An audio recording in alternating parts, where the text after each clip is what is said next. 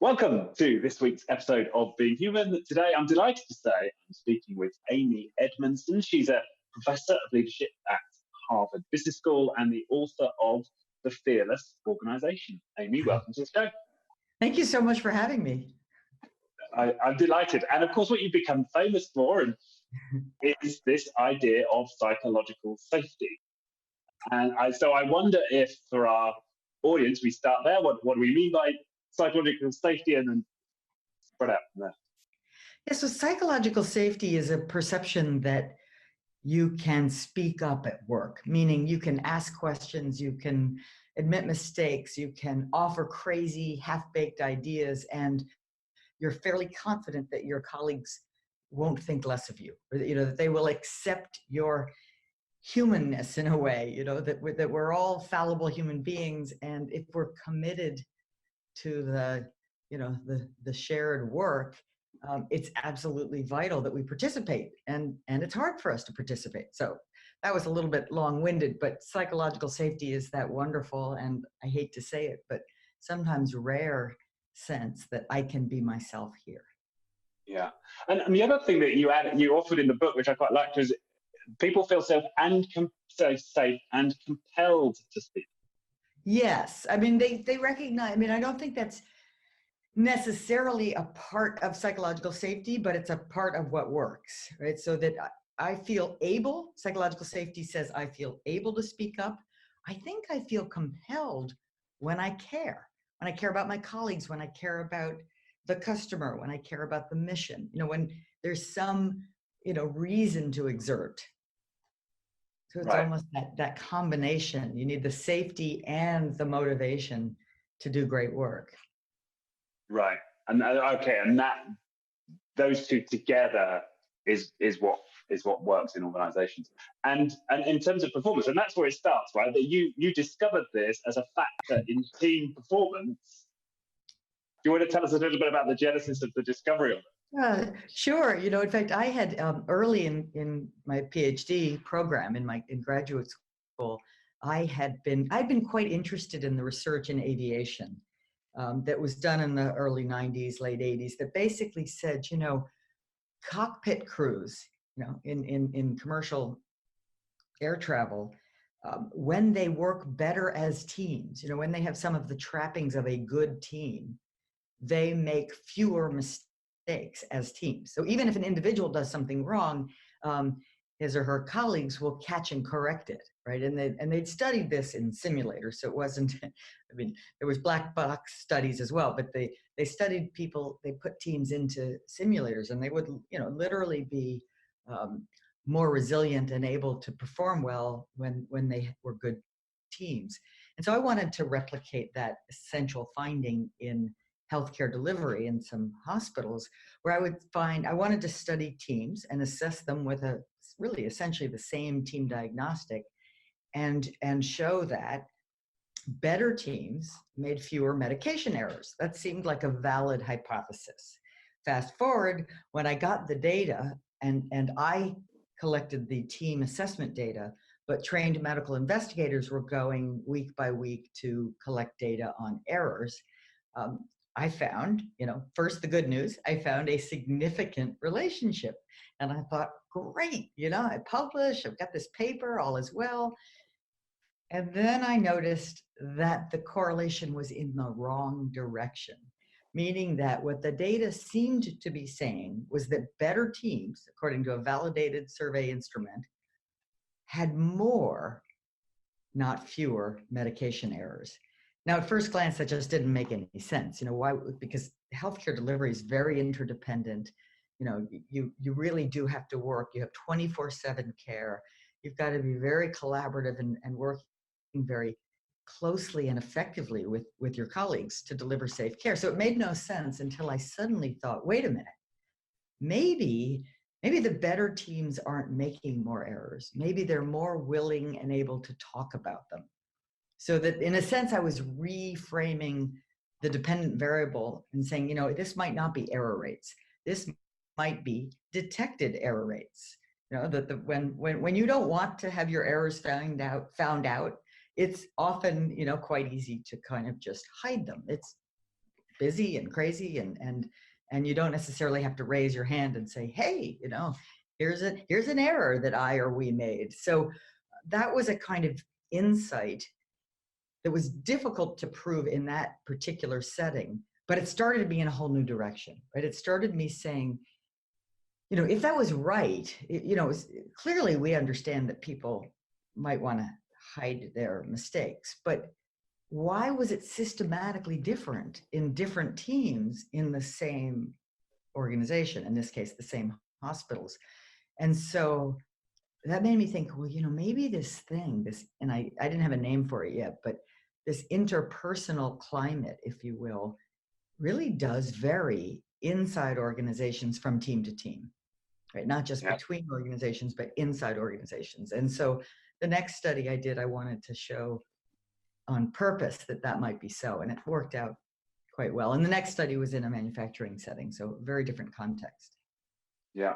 And I think, well, certainly I resonate with that I can do it in the same organization, but in certain teams it sucks and nobody's enjoying it. And yet down the hallway, a team could be having a huge amount of fun and doing really well. Right. So that it's the subculture that counts. Yes. Mostly, not the wider culture of an organization. The wider culture matters too, but the subcultures are vitally important for sort of how we work together. Those interpersonal risks that we either take or don't take, and especially the interpersonal risk of being human, rather than being perfect.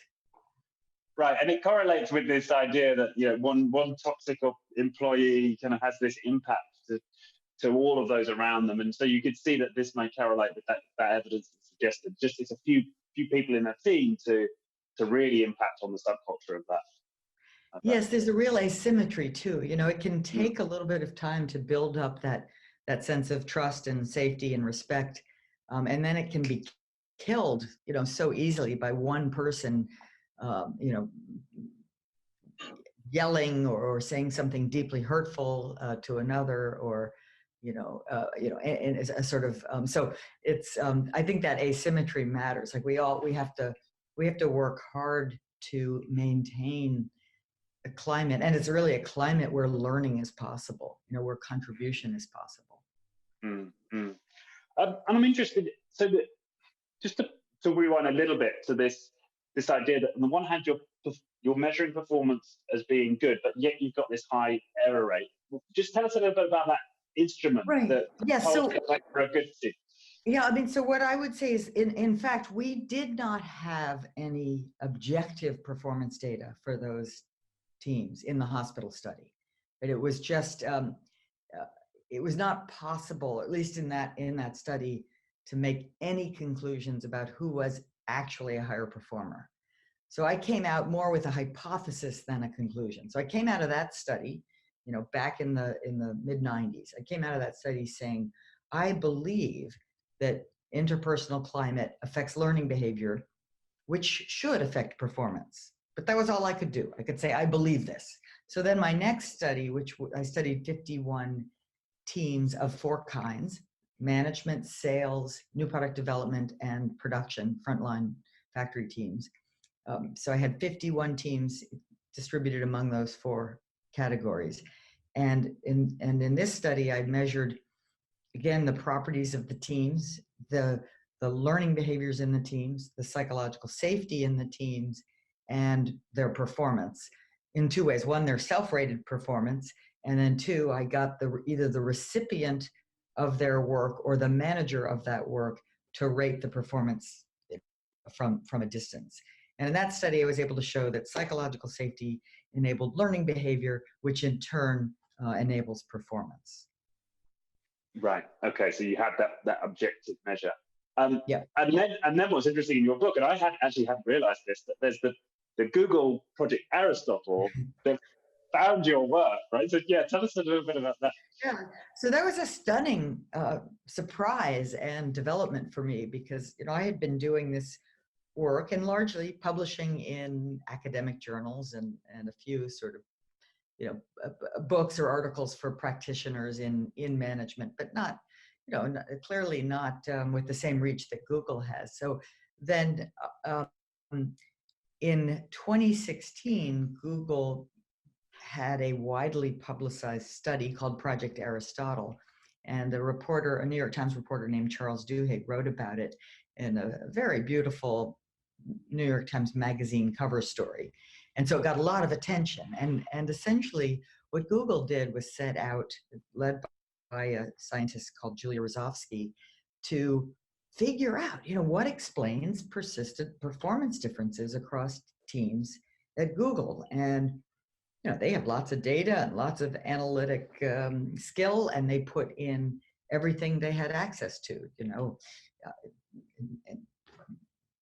where they went to school, mix, IQ, you name it, right? And nothing explained team performance until they encountered, to their words, the concept of psychological safety in the academic literature, which was, of course, my early work, not the medical study, but the manufacturing study. And they used the variable I had developed, and that ended up explaining a lot of the performance differences. So it got a lot of attention. And then suddenly, 20 years, almost 17 years after I first published it, a lot of people started talking about it, in the online sphere, and we're talking about Google's, discovery of psychological safety. So that's one of the many things that prompted me to write this recent book. Right. Yeah. And now, and it's right that now you're getting the recognition, of course. Well, just it's a thrill, really. It's a thrill that that Google, which has a great deal more, analytic prowess than most of us, that they sort of reconfirmed that this is just a very important workplace variable. Yeah, and it's interesting because a former guest on the show works in the software development space, and he's developed this framework for managing software teams, and he calls it modern Agile. And he talks about psychological safety not as a principle of software development, but as a prerequisite. So wow. He believes that, so important that we don't want to talk about any of the other principles unless we've established that. And so, this seems to be bleeding out into, that's one sphere. I would not be surprised if many other spheres really start picking this up as almost as a grounding principle on which you build everything else. I agree with him, and especially for agile ways of working, right? Because in a sense, agile is fearless, right? Because you have to, by definition, be taking interpersonal risks. You've got to try things that you don't know for sure that they're going to work at the outset. Right, exactly. And back to the Google point, and you mentioned James Damore in the book, and I feel slightly hesitant to go there because I know it's got a lot of political charge. The Googler who wrote the memo around yes, gender biases or sex differences, and I remember following that story and questioning a little bit. Okay, so here's an organisation that's talked a lot about psychology. Maybe was the first to really popularise it, and here we seem to have an example of someone expressing what appeared to be, at least on the face of it, reasonable, although maybe uncomfortable, or views that may not be appreciated by others, and he ends up getting fired. I mean, tell us about it's tricky. I couldn't agree more with how you just put it, right? I believe, in fact, because psychological safety is not the same as trigger-free, right? In fact, in many ways, it's quite the opposite. It's a space where we should be absolutely comfortable expressing potentially unpopular opinions. I think what's very important about that story, and again, I don't know, and I say this in the book, I don't know everything about it. I don't know how clear the company was in advance about boundaries. But I think what's problematic about the action is when you write an email, especially in a potentially inflammatory email, you must consider, on a hot topic, right? You must consider the possibility that that's going to go public and go viral. I mean, it's not a surprise in the 21st century.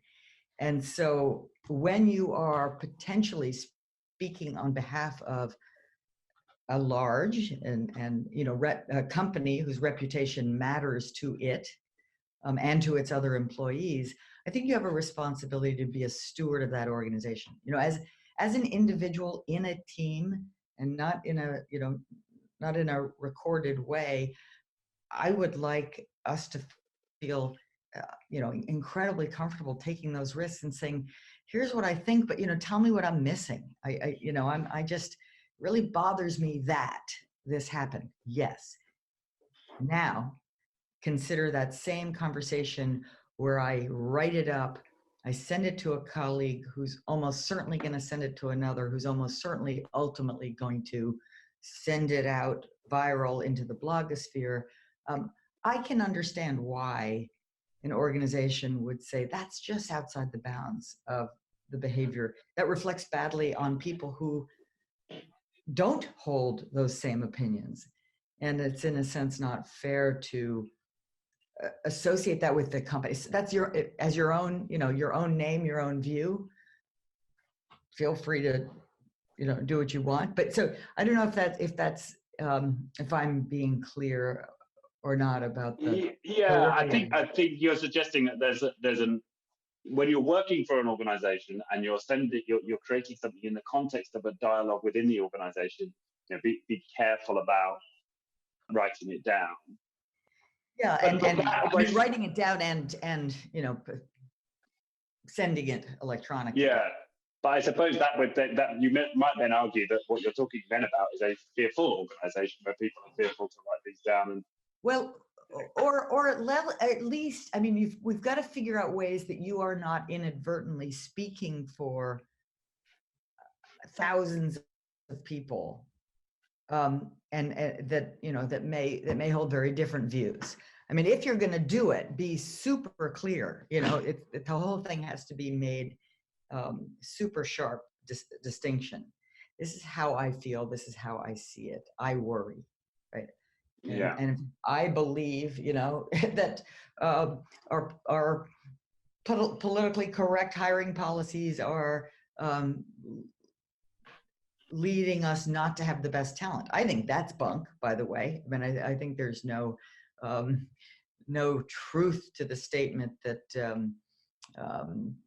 women and men have different engineering prowess, and on it goes. So it's, but that's beside the point. I mean, you can still hold that opinion, and I think you have then an obligation to look for disconfirming data and so on.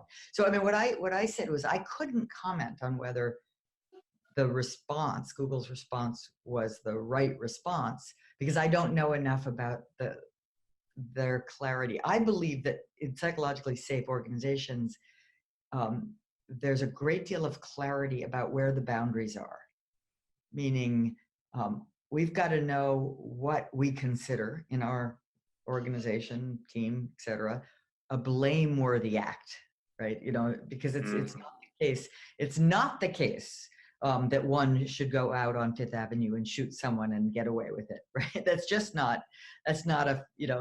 obviously a ridiculous statement. But where is the boundary? If the boundary is fuzzy, then people feel less safe. If the boundaries are clear, like we want to hear from you, and please don't, you know, express potentially inflammatory opinions in writing that will go viral. I mean, I'm just saying that and so I don't know personally how clear the boundaries were, but I do know that adults have a responsibility to consider the downstream effects of things that they do and say, and I think organizations have a responsibility to be as clear as they can be about the boundaries, so that we can feel safe on this side of the boundaries. And I suppose if I have an intuition that what I'm going to say is going to be unpopular, but I want to express it, right, and I'm kind of going against the grain within an organization, yes, there are some guidelines that allow me to still share it, right? And maybe that's something people need to think out of. I mean, it does require people at the top kind of acknowledging certain biases, and the fact that there may be, you know, certain opinions that they don't favor, but nonetheless, there's still something they can do to create safety even in that context. Right, and if you're not sure, ask for permission. You know, I have something I would like to say, and I'd love to get feedback on it. I mean, as long as, you know, I think when each and every one of us believe that we still have something to learn, rather than inadvertently believing we have some kind of hotline to truth that, you know, gives us an accurate reality while all others have a sort of flawed reality. You know, I state it that way to be absurd, but most of us have that sense of what we think is right. I mean, that's a spontaneous sense. And so, you know, maturity and wisdom is about recognizing that what we see is valid and by definition limited in some way. Like, right, so I'm curious, right? I want to learn from you. I want to find out what you know. I want to find out what reactions you might have to this view that I hold. So I want to share it with you in the spirit of learning, not in the spirit of pontificating and making sure everybody recognizes just how very right I am and how wrong-headed everybody else is. Okay.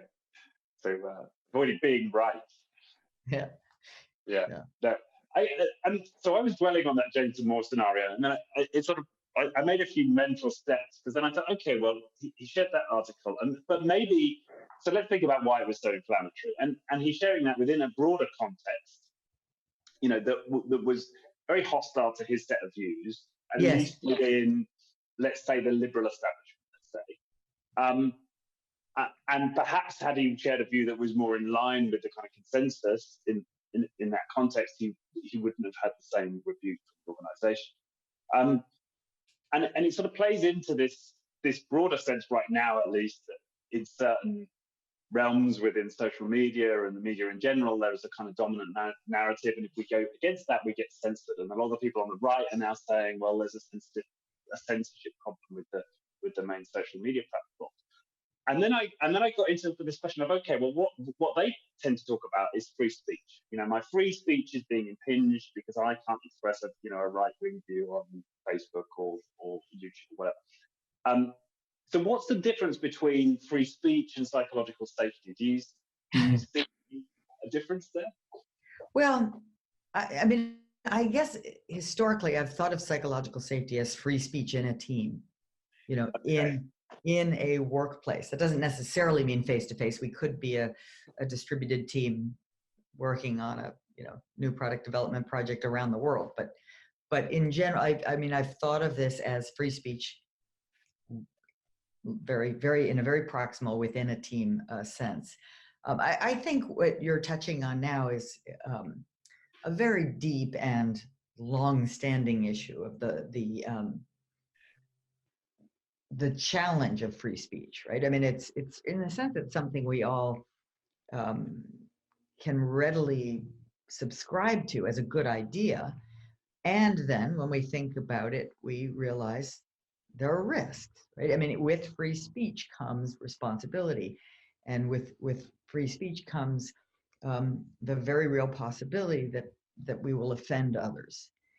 And there's a lot of sort of ethical and practical concerns that could come into this broader topic, which is probably a bit more far-reaching than the narrow, if you will, the narrow idea I've been pursuing, which is that in knowledge-intensive workplaces, what people are more often than we think holding back, right? Holding back important parts of themselves, ideas, questions, concerns, and then we collectively are losing out as a result. So but I think you're right. In a very small, in the microcosm, you do bump into some of the very same dilemmas that we bump into when we talk about free speech in a society, because free speech in a team also might lead to some ruffled feathers and negative emotions. That we got to be okay with that. We've got to be okay with negative emotions. Yeah, but I think it's useful to consider that parallel, at least in my mind, because then you start to, because this is something that democratic states have been grappling with for a long time, right? And are there clues for how states manage this to bring into our organizations? Is that potentially a rich vein of inquiry? I think it's a very interesting question, and it's not one I've thought about before, but are there clues, right? Are there clues? Can we identify any clues at the micro level that might help inform the larger tensions that we're sort of wrestling with? And vice versa. Yeah, and I think maybe the one that I almost take for granted at this point and was talking about a little bit, but maybe should be more explicit about, is that what goes hand in hand with psychological safety. And the reason I was initially interested in it and discovering it in the first place was because I care about learning.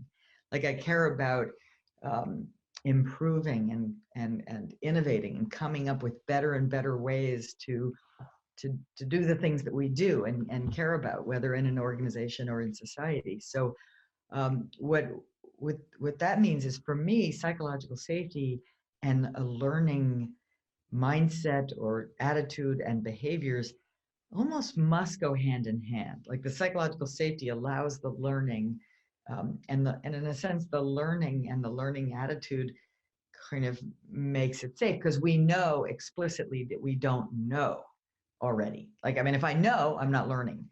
It's the basic human challenge. It's hard to learn when you already know.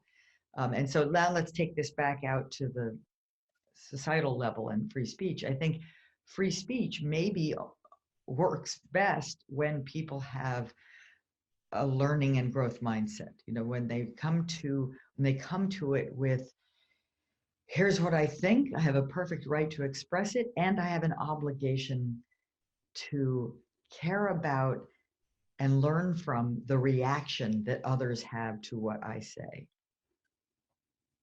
Care about and learn from. Yeah, So yeah, I care about your reactions. Right, I should care, because I don't want to be just speaking in a vacuum. If I'm speaking, I shouldn't be just pontificating on a soapbox and assuming that it's just fantastic the way it is. I think I have an obligation to care about the impact I'm having, because I want to be effective, right? So I want to care about the impact I'm having. And in order to care about the impact I'm having, I've got to be curious about the impact I'm having, which means I've got to learn. Which means I've got to overcome the sense that I already know.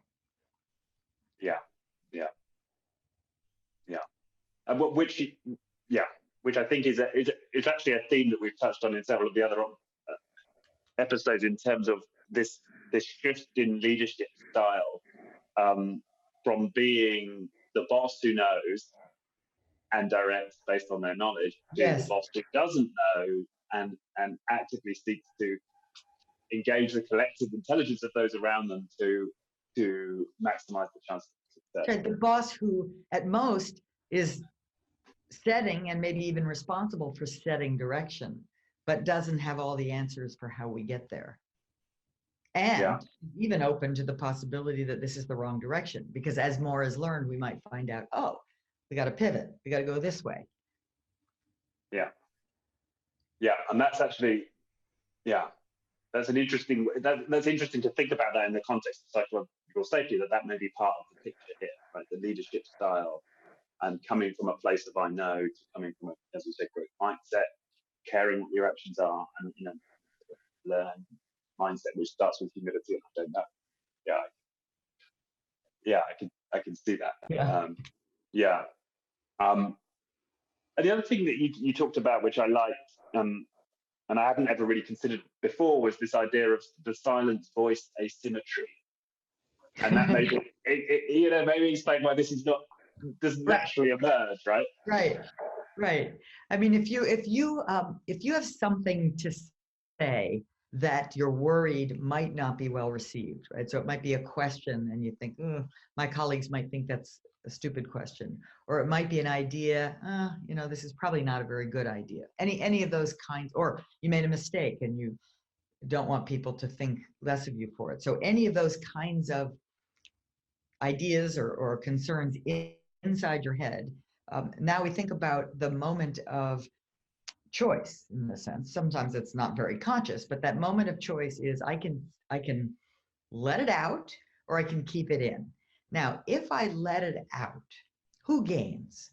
Well, kind of we do, the collective, the team, maybe the customer, the patient, but how confident am I that that gain will happen? Well, not very. And when will that gain happen? Later, some other point in time. And then if I sort of ask, well, who gains when I'm silent? It's I do, right? I stay safe from, you know, judgment for another second or two or minute. And how confident am I that staying silent keeps me safe? 100%. But so you get it's sort of a very powerful asymmetry from, collective gain and uncertain gain to personal gain and highly certain gain from voice to silence. And you realize, oh, of course, right? Of course, people don't speak up easily on the edge, right? When there's a potential interpersonal risk that they face. And so that's why I say, in work environments where we create a bit more candor and willingness to speak up are unusual, and they have to be created deliberately. They rarely just exist without anybody trying to make them exist. Yeah, and I always get the I get the metaphor of rice fields, right? It's like a field, it's something you have to tend every day, and very quickly. Right, water the plants. Yes. Yeah, it's not like it's not like sort of European farming where you can sort of sow the seeds and then ignore it for a few seasons and come back and reap your harvest, right? Right. It's something an everyday thing, and of course the context is always shifting, and new people are finding power and authority within the group, and their behaviors are going to affect the rest of the team. So it's a constant. There's a constant need to nurture it. Yes, I can see that. Yeah. The other thing I was reflecting on is I was thinking about when have I felt this? So like, what's my example of lacking stuff, lack of personal? And I was thinking of a project I did very early when I was fairly junior, and we had this project to map out all of the technical systems within this organisation, and we had this really expensive tool to do it in, and it was taking forever and going on and I kept challenging and like, come on, and the boss, who was I won't name him, from the north of England, was very straight talking. And basically, his words were, suck it up, right? This is our job. We're getting paid for it. And I reflected on this, and I thought, had we had psychological safety, and had he listened and cared, and I felt free, that would have been the first step for me thinking about, well, what could we do creatively here to actually add value, right? How could we take this and do something different or change the focus? And so all of that creativity would have been unleashed had I had that, the prerequisite of the safety in the first place. But very quickly I got the signal that this is not okay. So yeah, and the signals can be so subtle, right? It can be a glance, it can be an explicit message, like in the case of your story. And likewise, the signals that voice is okay are subtle too. You can pause, you can express interest, you can look appreciative when someone does offer an idea, whether you agree with it or not, and you're free to say, I disagree and here's why, but you sort of appreciate the effort and willingness to do that. And we all, we've all been, I think my argument is we've all been in both situations, and you're a whole lot happier to wake up in the morning and go to the place which is happy to see you and hear from you than the other one. Right. And I was wondering, just from your personal experience, whether, given you've become much more attuned to this, have you found yourself in situations where you've not felt safe and you found a way to make it more safe? Yeah, I have certainly found myself in situations where it's not quite safe, and especially not so much dangerous, but in the sense of doubt that my voice is welcome here, right? And I have found myself holding back despite believing I have something worthwhile to say, and I think I'm not proud of those moments, and I think and I understand why they happen. There's a sort of, and here's the, to me, one of the things that is the most frequent culprit is a belief, which is probably inaccurate, that the other person doesn't want to learn. You know, that the other person or the boss or what have you is fully convinced of the rightness of his views. And because I have made that assessment, which is unfair, you know, it's unfair to make that assessment and then hold it against the person and deprive the team of a dissenting view, because I've, you know, to put a phrase to it, I've written that person off, right? It's an utterly unfair thing to do, and it's a self-protective thing to do. And I've certainly done it. So how do you overcome that? You know, you have to, I think it starts in those kinds of situations, it starts with accepting responsibility for trying to make an impact. You know, accept the responsibility as a peer or a subordinate that yeah, I'm here for a reason. I mean, I'm not just here to take up a spot, right? I'm here to contribute, so I should do that. And I may be wrong, right? I may be missing something. That's okay. I mean, I can offer something and get feedback that says, no, I see it differently, and here's why. And that's also got to be okay. I mean, because sometimes when we're unwilling to offer our view, it also means we're unwilling to have it modified. Keep it to ourselves. That could be the reason, right? Right. So it can be just a, you know, a little. It can happen with a little bit of excess confidence as well. Yeah. So you're playing the same game on the inside that person may be playing right on the outside by. Exactly, which is so ironic, but I fear sometimes true. So the, you know, what would you do about it is clear. You have to take the risk and offer it, and maybe ask permission. You know, is this a good? You know, if this is a good time, I'd love to suggest a different way of thinking about it, or a different way of having this conversation. But so making it safe, I think, starts with the paradox of you have to act as if it's safe. And I certainly relate to that idea of asking permission. I mean, I've been learning painfully with my partner the value of asking first. Are you available to listen? Right. Are you in a place where you can listen to some feedback yet? Often she'll say no, and I'm like, and I actually appreciate that. Like, that's okay, yeah, because that's much better than having a really bad conversation about something you actually think might be important. So asking for and creating the right opportunity to do it is crucial. Right. And the other thing that's just come to mind, actually, we've been speaking, is nonviolent communication. You come across that? Yes, not. I have to admit, I haven't dug in as deeply as I'd like to. Yeah, I mean, I remember the Microsoft CEO speaking about it as taking it into the workplace there. But it's a very specific sort of mode of communication for, which I found particularly valuable in terms of dealing with those feedback situations.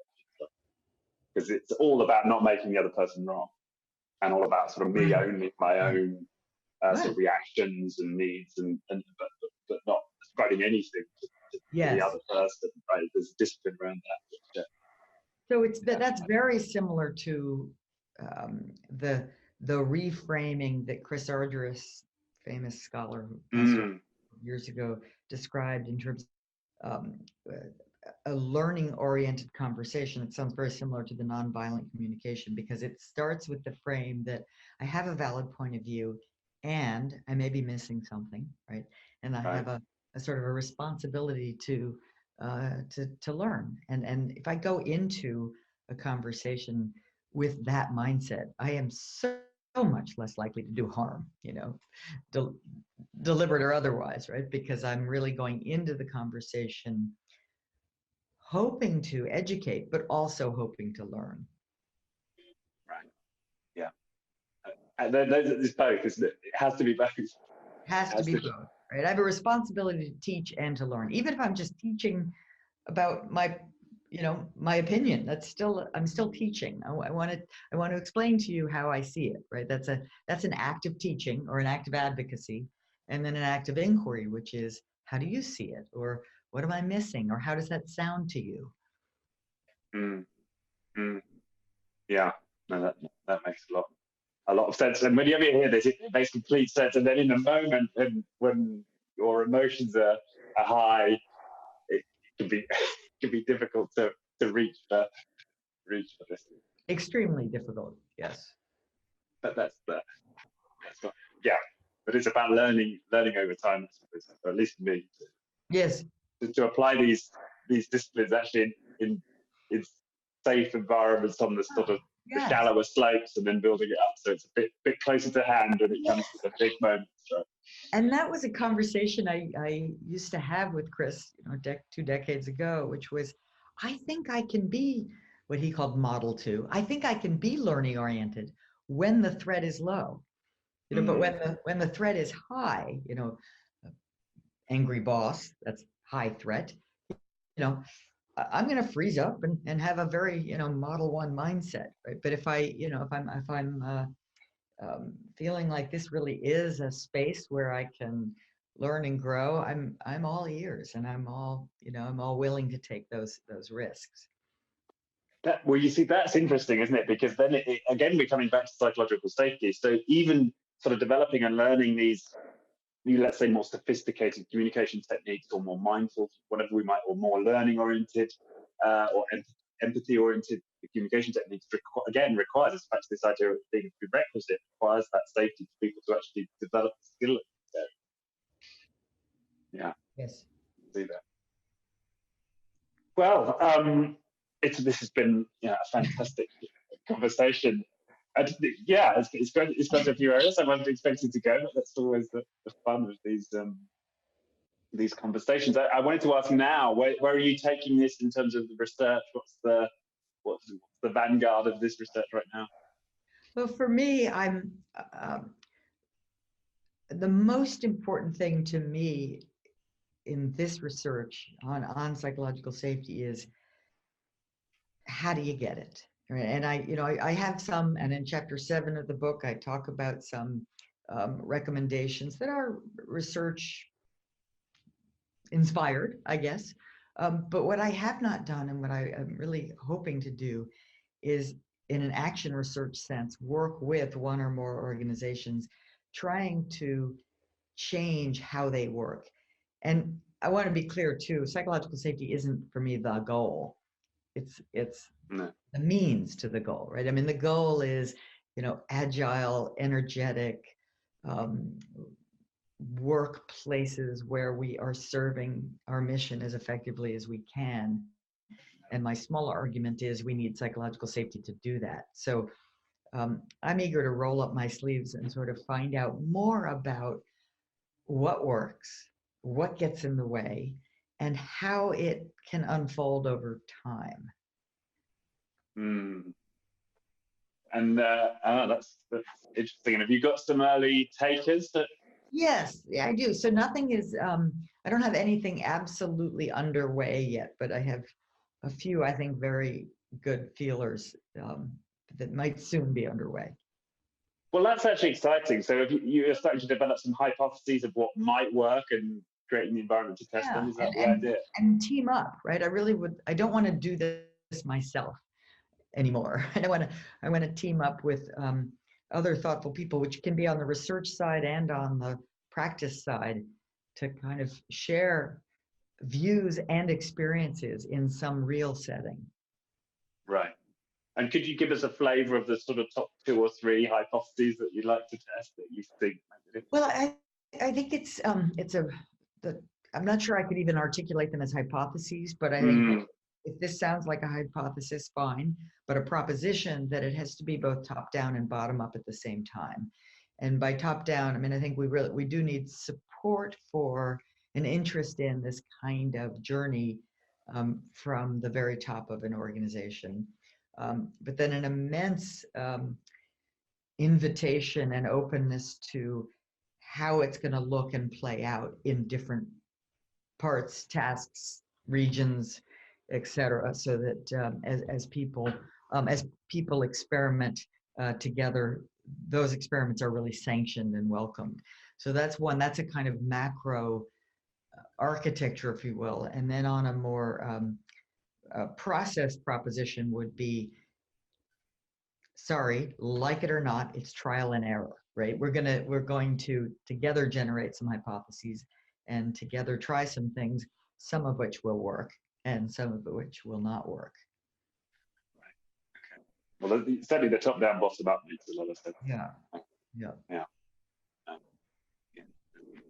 And there's a parallel there with agile working, which again has been featured a lot on this podcast, is that people can get so far with agile working within an organization that's relatively hostile at the top, but it's always limited.